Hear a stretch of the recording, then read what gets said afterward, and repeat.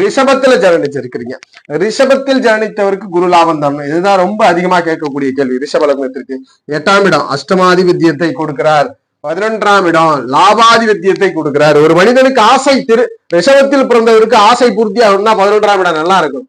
ஜாதகருக்கு எது நினைச்சாலும் கிடைக்கும்னா இந்த 11ஆம் அதிபதி நல்லா இருக்கணும். அதுபோல் வாழ்க்கையில் பல மாற்றங்கள்.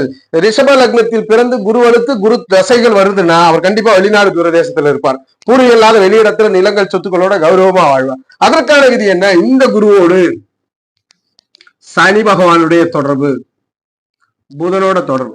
இதுல வலுவாக சனியும் புதனும் அமர்ந்து குரு தொடர்பு கொண்டுச்சுன்னா ஜாதகர் பூர்வீகம் இல்லாத வெளியிடங்கள்ல புதுசா சொத்துக்கள் நிலவலங்கள்லாம் வாங்கி புது பூர்வீகத்தை உருவாக்குவாரு.